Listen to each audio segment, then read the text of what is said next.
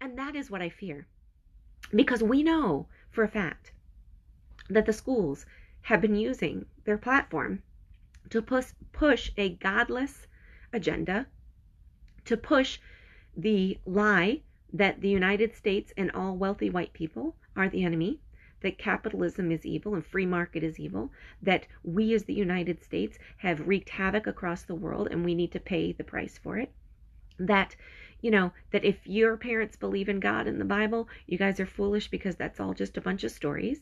We know that they're teaching them that there's more than two genders, which goes completely against scriptural teaching. God says we're male and female. Therefore, for years that I believed that the largest socialist army is the United States of America educational system. And I'm not saying that about all the teachers. I'm saying that about the administrators and the goal and the focus. And it started in our universities, and now it has come down into our high schools, our middle schools, elementary schools.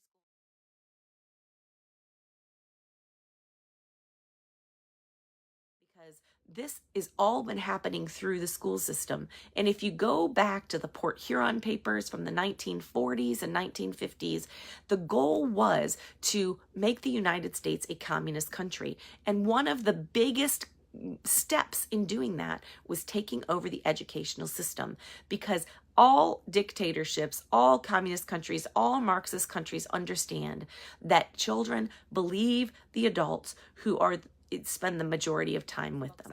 Why do you think the administration invites them? How about the fact that they're now having mental health clinics in schools where they're going to be able to prescribe medications like hormones for your children without your consent? How about the fact that they're spying on you through giving your kids surveys that are going to follow them for their entire time that they are in school? This is what's happening. And yet we continue to participate. Why?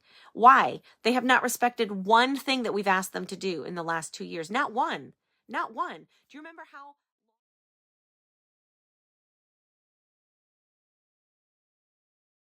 their hands out of our healthcare? Then sign me up. If it is a cult to believe that the educational system needs to be held accountable for the lies that they're teaching our children about the true history of our nation, then sign me up. If it is a cult to believe that it is wrong for us to be telling children that gender dysphoria, which is a mental disorder, is now just a lifestyle choice, then sign me up.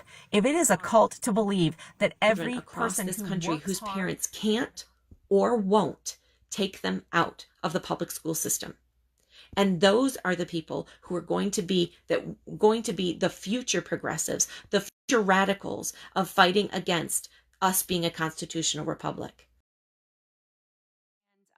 And so I guess that's shame on me. That is not how this works. So what happens now is you went from free sex with everybody to having affairs, getting out of your marriages because that's no longer an adrenaline rush, to now we're going to promote homosexuality and we're going to make everybody accept us because that is now the drive, to okay, now we're going to do transvestites and transgenderism. Well, now we get in the 2000s and that's not exciting anymore because now everybody's doing that. So then you start actually changing your gender, and then now we're to the point that pedophilia is the next thing that is giving people the adrenaline rush. And we know that it is risque. We know that it's against the law. We know that it is absolutely evil, but we've done all these other things. And since we now live completely in this need for adrenaline rush, this need for constant sexual gratification, now we're moving into pedophilia. Do you understand this pattern?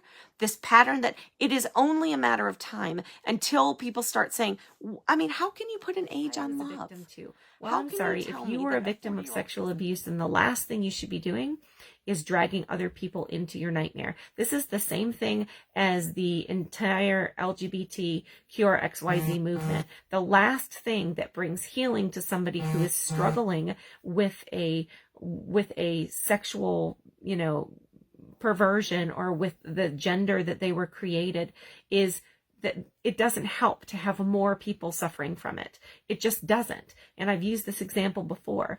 If I were heaven forbid, to get cancer, it is not going to help my battle with cancer anymore to know that one of my loved ones also has cancer. Like, I mean, absolutely, we can empathize with one another, but do you understand that it's not going to help my fight, even if everybody that I know is also struggling with cancer? It's the same thing with gender dysphoria, with transgenderism, with pedophilia, with whatever it might be. You do not heal from those temptations, from the fallen nature of human beings. You don't heal from that because everybody else suffers with it. And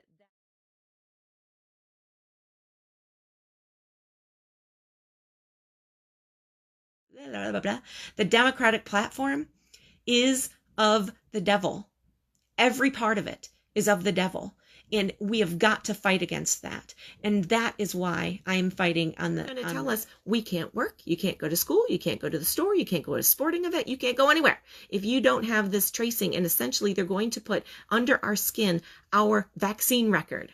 And that is going to be what gives us identity to be able to enter. So are you obedient and you're getting all your vaccines so we can get more and more money? Or are you disobedient? And if you're disobedient, you're not going to be able to survive. That is what they're saying. Okay, so to get a Christmas tree, and there are no Christmas trees. Can someone explain to me what in the world is going on? Is now creating COVID? What in the world? I'm going to show you this. So I am at the I don't know what this is called. This is the Neighbor Boy Christmas tree lot in Apex. I'm going to show you this. This is their little sign. They got a sign here that says, "Thank you, Jesus." I can be pretty sure that is why Communist China, as well as all of the Islamists that now live in the United States, want us to not be participating in Christmas. It's also why they did not want us to go back to church for Easter.